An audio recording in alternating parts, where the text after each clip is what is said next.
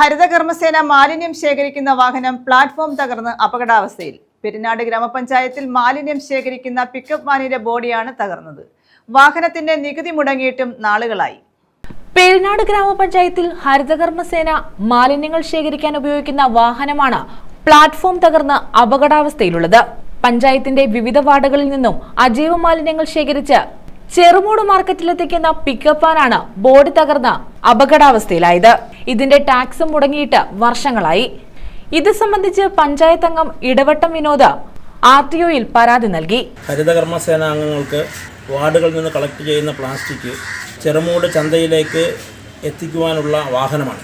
ഇതിൻ്റെ അവസ്ഥ വളരെ ദയനീയമാണ്. ദിവസവും 3-4 ഹരിതകർമ്മസേന അംഗങ്ങളെ കയറ്റിയാണ് വാർഡുകളിൽ നിന്ന് ഇത് കളക്ട് ചെയ്ത് വാഹനം പോകുന്നത്. ഈ വാഹനത്തിൻ്റെ ഉൾവശം ബോഡി ലെവൽ മുഴുവൻ പൊളിഞ്ഞ് ആൾക്കാർ അകത്ത് താഴെ റോഡിലേക്ക് വീഴുന്ന അവസ്ഥയിൽ വളരെ അപകടകരമായ അവസ്ഥയിലാണ് ഈ വാഹനം ഓടിക്കൊണ്ടിരിക്കുന്നത്.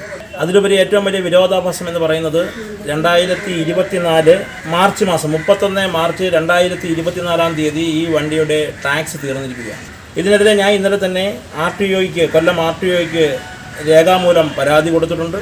ഇതിൻ്റെ പടങ്ങൾ അദ്ദേഹത്തിന് അയച്ചു കൊടുത്തിട്ടുണ്ട്. നമുക്കൊരു സർക്കാർ സ്ഥാപനത്തിൽ ഇത്തരം നിരുത്തരവാദിത്തപരമായ പ്രവർത്തനം ചെയ്യുന്നത് ഇവിടുത്തെ ഭരണസമിതിയുടെ പൂർണ്ണ പരാജയമാണ്. ഇവിടുത്തെ ഇടത് ഭരണസമിതി ഇത്തരം പ്രവർത്തനം യാതൊരു മുഖവരിയും കൽപ്പിക്കുന്നില്ല. ബോഡി ദ്രവിച്ചിരിക്കുന്നതിനാൽ പകരം ഇരുമ്പ് റാഡിട്ടാണ് ഇതിൽ മാലിന്യങ്ങൾ ശേഖരിക്കുന്നത്. ഇത് വൻ അപകടമുണ്ടാക്കാൻ കാരണമാകും. News bureau, Kundara.